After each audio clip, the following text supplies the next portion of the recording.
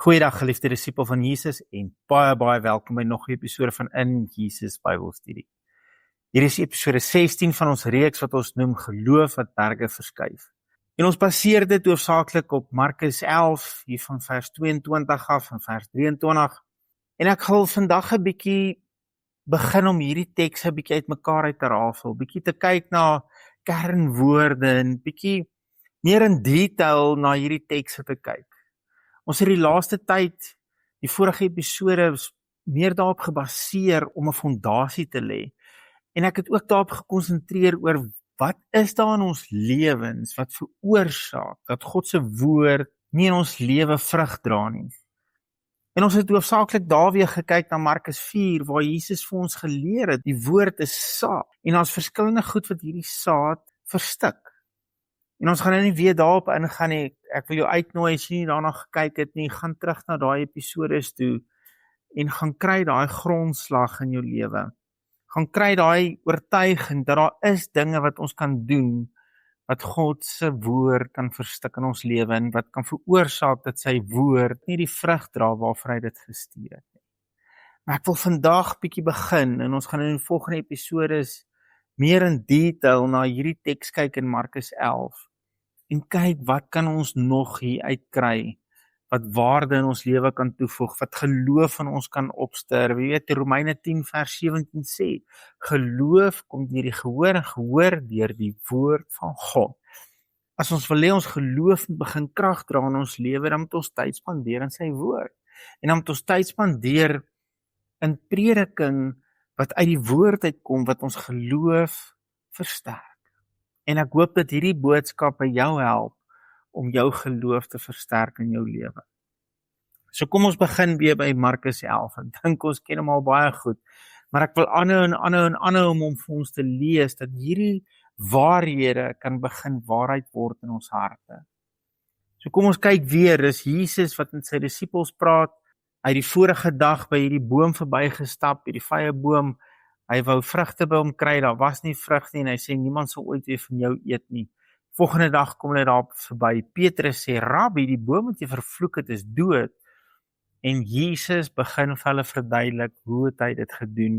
Want een van die dae, oor 'n paar dae gaan hy gekruisig word en dan wil hy hê sy disippels moet gaan doen wat hy gedoen het. Onthou Johannes 14 vers 12. Voorwaar ek sê vir julle, wie in my glo sal kan doen wat ek gedoen het.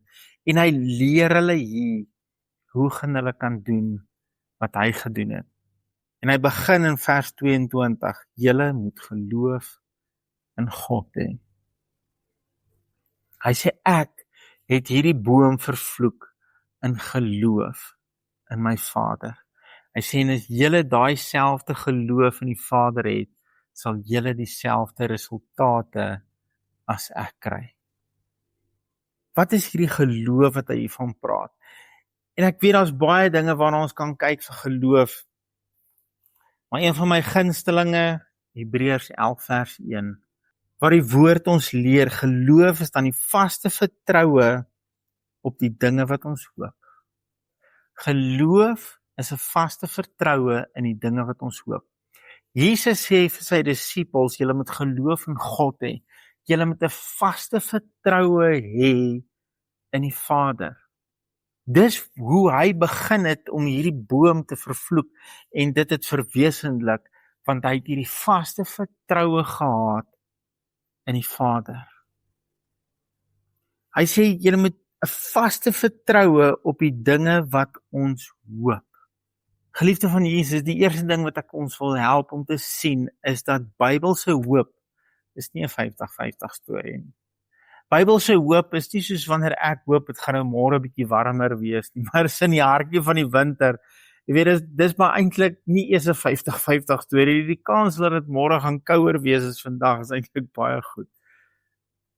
So ons natuurlike manier, ons elke dag manier, ons praat van hoop, is maar dit mag gebeur of dit mag dalk nie gebeur nie. Dis regtig maar 'n 50-50 storie. Maar Bybelse hoop, dis nie wat Bybelse hoop is nie. Bybelse hoop is 'n vaste versekering. Dis 'n oortuiging in my hart dat dit waarvoor ek hoop gaan gebeur. Dit sal gebeur. Dis sy hemelse werklikheid. Ek is eintlik besig, onthou ons vorige episode wat Jesus ons geleer het om te bid, Here, dat u koninkryk kom, dat u wil geskied, soos in die hemel, so ook op die aarde. Daai vaste vertroue, daai hoop dat die hemelse werklikheid my werklikheid sal word hier op aarde, dit is Bybelse hoop. Die werklikheid van die hemel in my en deur my. Jesus sê, as ons wil sien wat hy gesien het, as ons die resultate wil kan sien wat hy gesien het, moet ons Bybelse hoop hê. Geloof is die vaste vertroue, daai onwankelbare vertroue, daai onskuifbare vertroue. Ek sien hierdie ding voor my. Hierdie is wat ek voor hoop. Ek sien diabetes in my liggaam, maar my hoop is totale volkome genesing. En dis waarna ek my uitstrek. En dis my vaste vertroue. Dokter, ek hoor jy het gesê ek het kanker en ek het net so lank om te leef en dis die diagnose. Ek sê nie die dokter het gelieg nie. Ek sê nie ons skryf af wat die dokter gesê het nie. Ek sê net wat die dokter gesê het is nie die laaste finaliteit in my lewe nie. Ek sê wat God gesê het is die finale woord in my lewe. My vaste vertroue is dit wat God gesê het. En in sy woord staan daar, deur sy wonde is daar vir my genesing. Nie vir party mense nie vir sommige mense nie. Hy sê, wie in my glo sal kan doen wat ek gedoen het. En ek het siekes genees. Ek het melaatses genees. Dit was die kanker van daai tyd. God sê, ek en jy kan doen wat hy gedoen het. God sê, ek en jy kan die resultate sien wat Jesus gesien het. As ons daai vaste vertroue het in hierdie hoop. Voordat ek die genesing sien, sê ek, Here, u woord sê, deur u wonde is daar vir my genesing. Jesaja 53 vers 5 en 1 Petrus 2 vers 24, Psalm 103 vers 2, en aan kan ons gaan. Die woord is vol daarvan, deur sy wonde is daar vir ons genesing, deur dit wat Jesus vir ons gedoen het, is daar vir ons genesing. Deur ons vertroue in sy woord te sit, is daar vir ons genesing. Dit is nie 'n 50-50 storie nie. God se wil is om jou te genees. Genesing is God se idee. Genesing is God se plan. Kyk na die kruis. As jy na die kruis kyk, deur sy wonde. Man, Jesus het nie 1 of 2 streepies oor hom gehad nie. Jesus se liggaam is so stikkend geslaan dat jy sy ribbes kon sien. Jy kon sy bene tel, sy Psalm 22. Dis 'n profetiese psalm wat ons wys na Jesus wat hy vir ons bereik het aan die kruis. En daardeur sien ons, daar's vir ons genesing. Ekskuus as ek so opgewonde raak hieroor. En ek wil nie hê dit moet vir jou lyk asof ek kwaai raak nie. Dis net vir my so hartseer wanneer mense groter waarde heg aan wat 'n dokter vir hulle gesê het, as wat die woord vir ons sê. Die dokter kan dalk vir jou sê, jy gaan jou lewe lank met hierdie probleem sit, terwyl God se woord sê, geloof is 'n vaste vertroue dat ek hoop om te sien wat sy woord sê ek sal sien. Ek dink ek gaan eers vandag net hier klaarmaak, dat ons oor hierdie ding kan herkou. 'n Vaste vertroue in die Vader, dat hy vir my lief is, dat hy vir my wil goed wees, en dat hy vir my so goed wil wees, en dat hy my so lief het, dat hy my wil genees. Dad, dankie dat u vir my wil goed wees. Dankie vir dat u vir hierdie persoon wat vandag na hierdie boodskap luister, wil goed wees, so goed, dat jy hulle wil genees van hulle krankheid.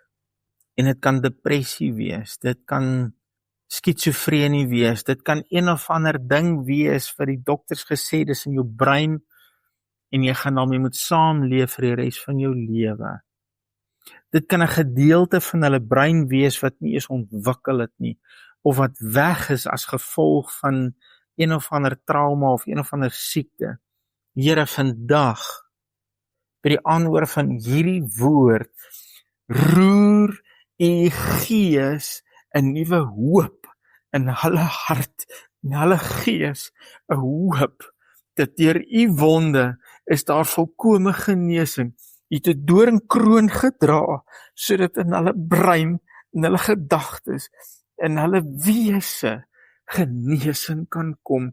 Daar's totale genesing aan die kruis, van hulle kroontjie tot by hulle toontjie.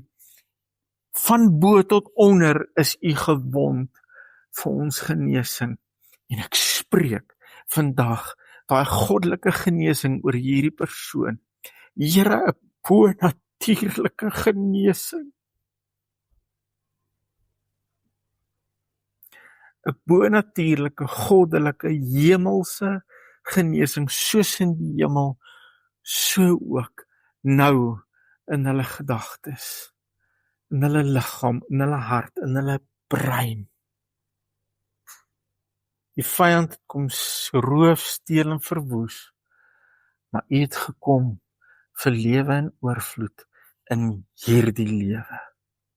In hierdie lewe, soos Jesus is, soos ons in hierdie lewe, 1 Johannes 4:17. Dankie Here, U woord word nou 'n werklikheid. In Jesus naam. Amen. Geliefde van Jesus, vat hierdie woord vir jou vandag en kry hoop in jou hart. Dit's vir jou genesing. Shalom. Geliefde disipel van Jesus, as jy dalk finansiëel wil hande vat met ons bediening en ons wil help om nog meer disipels te maak, die besonderhede is nou op die skerm. Weet net dat ek en Ina waardeer jou en ons bid vir jou vir 'n 100voudige oes op jou saad. Shalom.